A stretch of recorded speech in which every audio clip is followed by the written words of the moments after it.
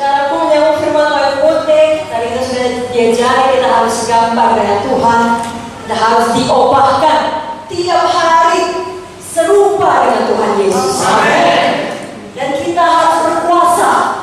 Tuhan sudah memberikan kuasa kepada kita. Kita bisa menang atas dosa. Amin. Dan kita bisa menang atas semua budaya setan. Amin. Dan mari kita memenuhi bumi sesuai dengan anak-anak rohani kita, karena itulah yang kekal. Amin. Menginjil dan memulihkan. Amin. Dan tidak ada kita yang tidak penting dalam tubuh Kristus. Masing-masing kita memiliki bagian di dalam tubuh Kristus. Semuanya kita melayani, semuanya kita bekerja untuk Tuhan. Sore hari ini saya mau bicara mengenai seorang hamba Tuhan di Alkitab namanya Esther.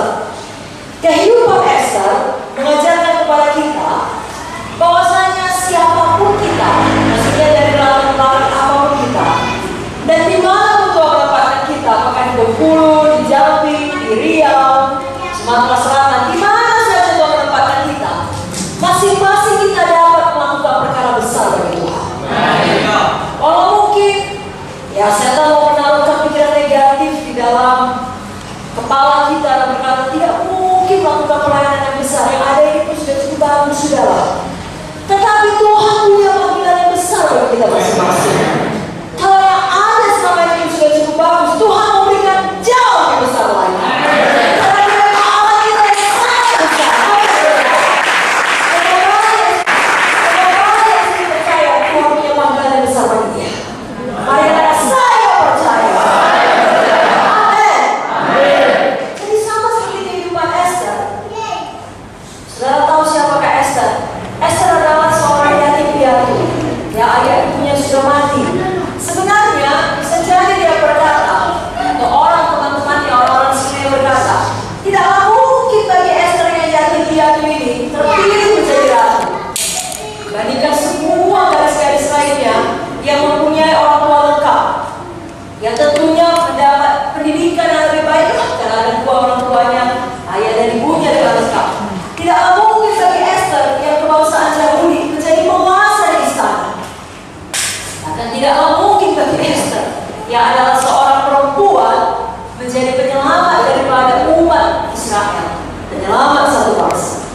Nah, akal pikiran kita juga bisa jadi berkata, tidaklah mungkin di kota yang hijau seperti ini memiliki sidang Tuhan yang besar, atau tidaklah mungkin dengan jumlah jemaat yang ada kami bisa memfollow up ratusan jiwa-jiwa baru hasil KKR. Tidaklah mungkin untuk membuka KKS baru atau membuka apalagi tempat ibadah baru. Bagi beberapa orang bahkan berkata untuk dirinya, tidaklah mungkin untuk sehat kembali. Umur saya pun sudah lanjut, penyakit saya pun sudah lama, sudah menahun.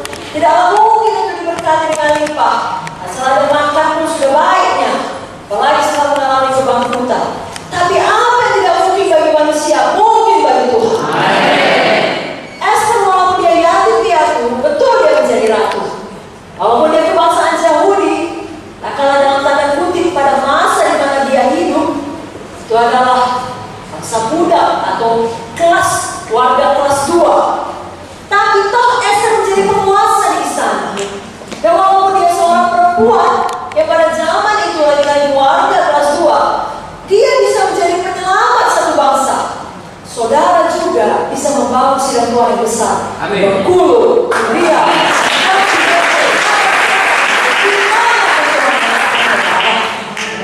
Kita bisa membuka tempat-tempat baru bagi Tuhan Yesus.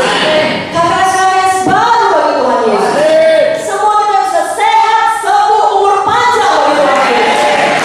Semua kita bisa diberkati Tuhan dengan limpah. Supaya kita bisa menjadi berkat bagi banyak orang. Jadi kalaupun ada kita sekarang ini memiliki banyak pergumulan, atau mungkin sedang mengalami aniaya, nah kalau ada hal-hal buruk yang tidak saudara mengerti kenapa terjadi kepada saudara setelah saudara sungguh-sungguh ikut Tuhan, jangan berhenti.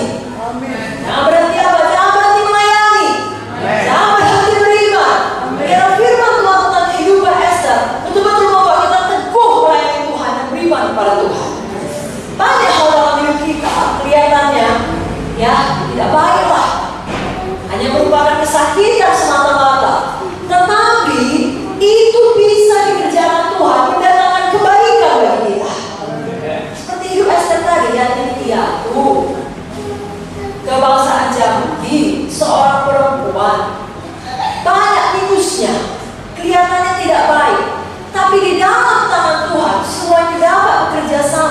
mendatangkan kebaikan.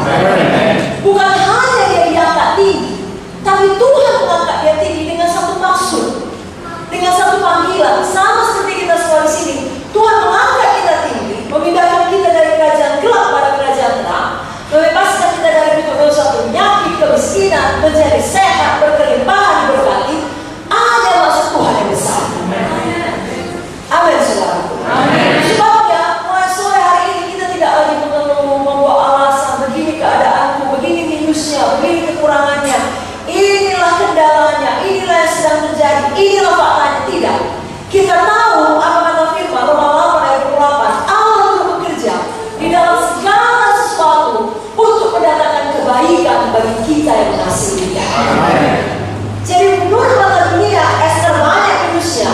Menurut mata dunia, kita mungkin banyak pergumulan kita, banyak kendala yang harus kita alami, yang sedang kita alami untuk menyelesaikan panggilan Tuhan. Tetapi di dalam nama Tuhan yang berkuasa, itu akan mendatangkan kebaikan.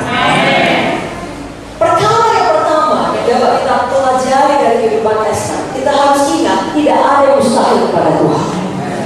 Tidak ada yang mustahil kepada kita yang percaya.